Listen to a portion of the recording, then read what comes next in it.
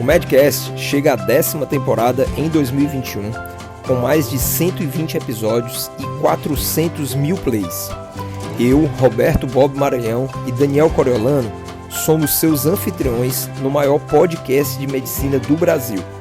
Você pode contribuir com ideias, críticas e sugestões de temas voltados à carreira profissional médica. Deixe comentários no nosso perfil da SoundCloud ou acesse o Instagram, @NúcleoMD. Fique agora com o episódio. Olá pessoal que acompanha o Medcast, Bob aqui com vocês em mais um episódio. E quero conversar hoje sobre telemedicina e os aspectos éticos envolvidos nesta ação. A questão da telemedicina ela já remonta muitos anos em que nós temos aí uma resolução que autoriza para que todos os médicos no Brasil eles possam, tenham a possibilidade de se utilizar dessa forma de atendimento. A telemedicina em si, primeiramente para destacar, ela tem diversos componentes. Então você pode buscar, existem diversas resoluções, porque a partir do momento em que a telemedicina ela passa a ser autorizada pelo Conselho Federal de Medicina, os diversos conselhos regionais eles lançam resoluções para poder melhor orientar os médicos e médicas a como fazer uso dessas formas de atuação. Então, quando se fala em telemedicina, a gente não está falando apenas na questão da consulta em si. Existem termos específicos que vão dialogar com os diversos aspectos da nossa atuação profissional. Então você tanto tem a teleconsulta, como você pode ter a teleorientação, o telemonitoramento e a teleinterconsulta. Então, eu não vou entrar aqui no mérito de discorrer detalhadamente sobre cada um desses processos, desses procedimentos, mas os próprios nomes já falam por si só. O que nós vamos focar aqui é o mais tradicional e quando se fala em telemedicina é o que mais se pensa e o que mais se utiliza, que é justamente a teleconsulta. Bom, não temos como dizer que o cenário atual do nosso país ele é um cenário favorável. Infelizmente nós assistimos às notícias todos os dias e muitos aqui que escutam o Medcast devem estar inseridos em cenários não favoráveis de condutas e atuação, principalmente relacionado à questão da pandemia do SARS-CoV-2. Então, é um cenário lamentável, a gente ainda não conseguiu avançar na medida da necessidade que teríamos de fazer uma cobertura vacinal ampla e nem mesmo de termos uma estrutura adequada, tanto do ponto de vista de organização do sistema de saúde, como do ponto de vista de orientação da população, para que esse vírus não continuasse se disseminando da forma que está. Então foi dentro desse cenário, do cenário da pandemia, que a telemedicina ela veio à tona para o cenário médico de uma forma mais impactante. Nós tivemos a aprovação de uma lei federal que autoriza o ato da telemedicina e todos esses fatores que eu já falei, teleconsulta, teleorientação, e logo em seguida isso foi, aliás, não logo em seguida, mas praticamente de forma simultânea, isso foi regulado pelo Conselho Federal de Medicina e depois pelos conselhos regionais. Então é dentro desse contexto da pandemia que a telemedicina ela tem se destacado no nosso país. E não há como negar que esta ferramenta ela veio para ficar e que ela tem sido muito importante nesse momento de pandemia. Vejam que a orientação que se tem para que nós façamos uso dessas ferramentas, ela deve estar diretamente em consonância com não colocar a vida do paciente em risco. Portanto, situações de urgência e emergência, elas não podem ser tratadas de uma maneira irresponsável através de uma consulta à distância. Mas o que nós precisamos entender com esta colocação que está presente nas resoluções é que nós não podemos fazer com que um paciente confie, uma pessoa que nos busca para um atendimento, confie no atendimento por teleconsulta para ter a sua situação de saúde completamente sanada. Em outras palavras, nós não podemos colocar o paciente dentro de uma situação de segurança para aquilo que nós não podemos ofertar. Quando uma pessoa entra em contato, e aí eu já tive, eu particularmente já tive essa experiência, de pessoas que entram em contato com suspeita e muitas das vezes até com teste confirmatório para Covid e querem fazer uma consulta à distância, porque nós sabemos que o cenário, tanto no serviço público como no serviço privado, atualmente não está adequado, não está gerando um grande receio, um grande medo na população em buscar o serviço de saúde.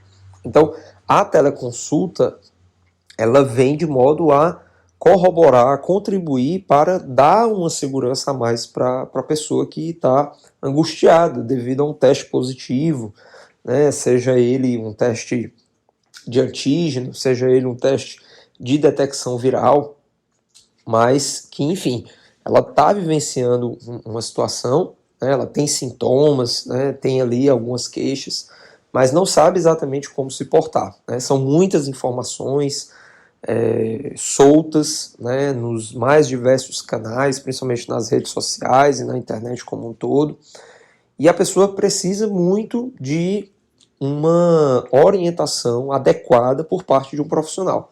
E esses profissionais, os que se destacam nessa área, de fato, somos nós médicos.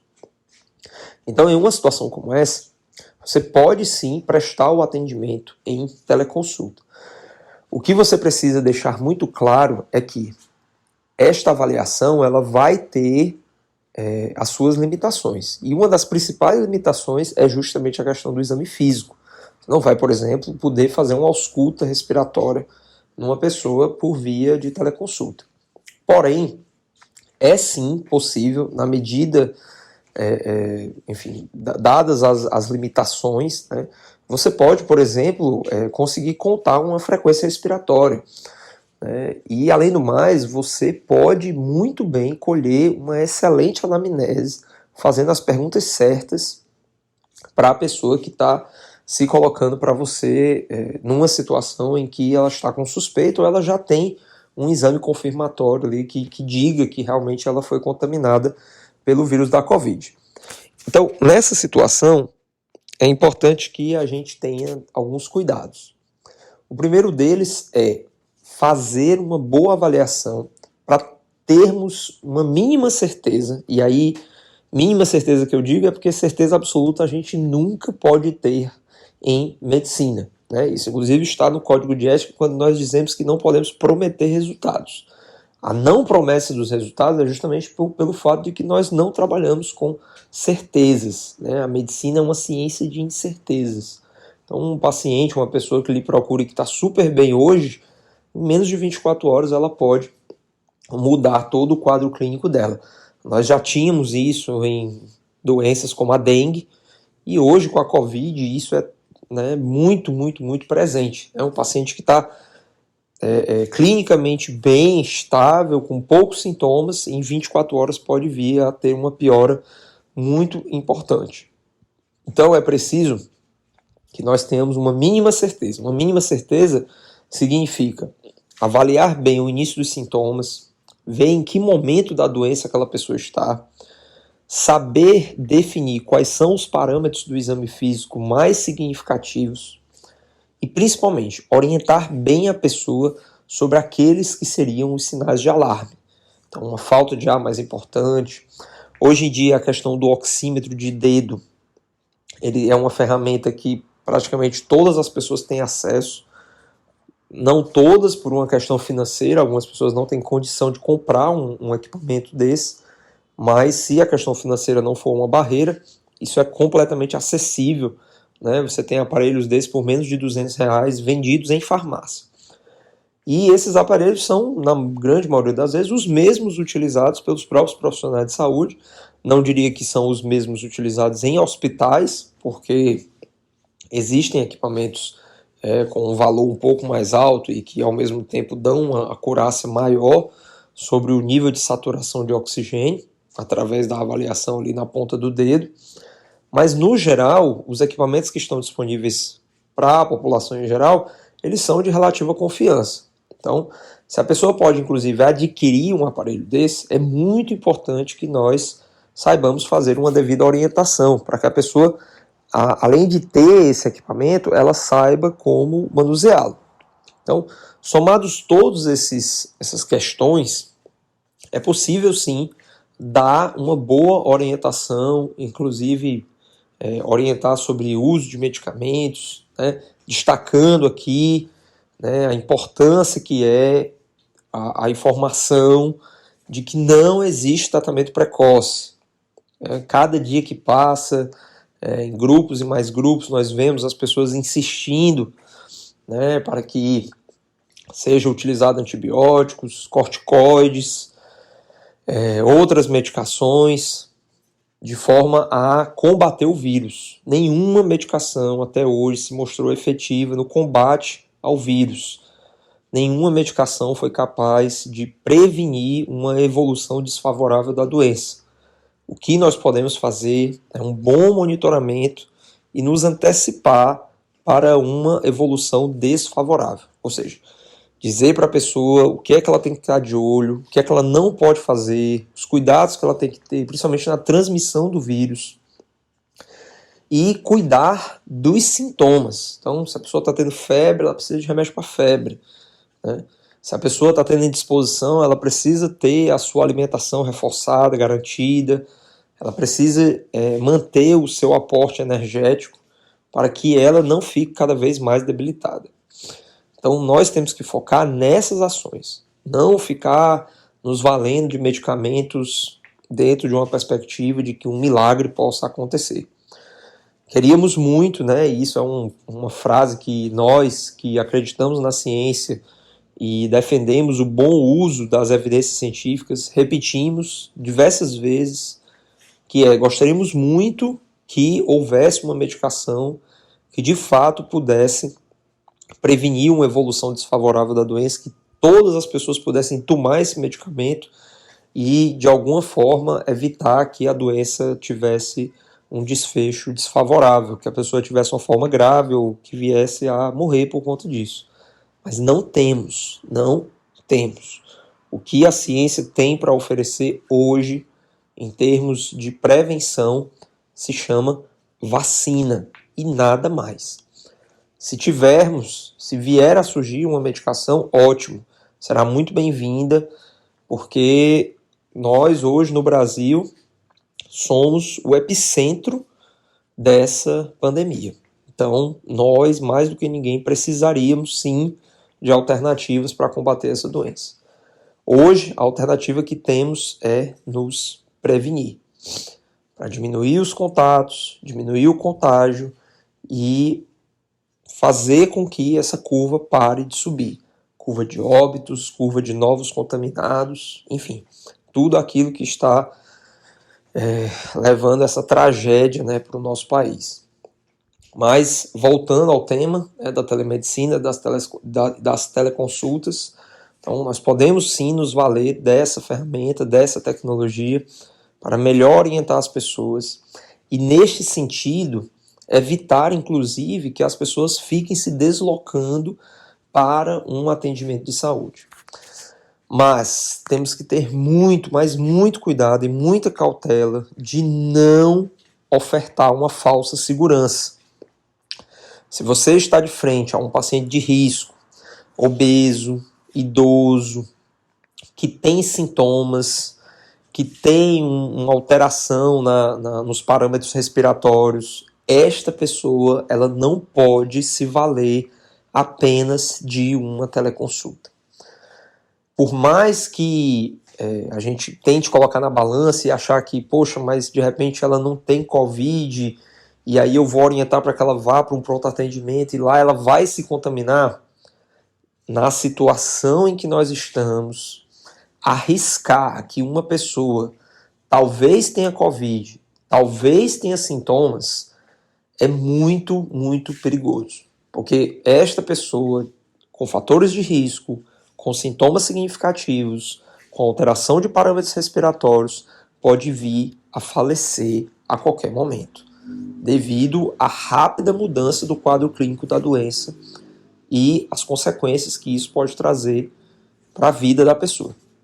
Então, tardar em agir dentro de um contexto de ativamente combater os sintomas da Covid, né, e é importante destacar isso porque entubar uma pessoa, fornecer oxigênio, isso não é tratamento contra vírus.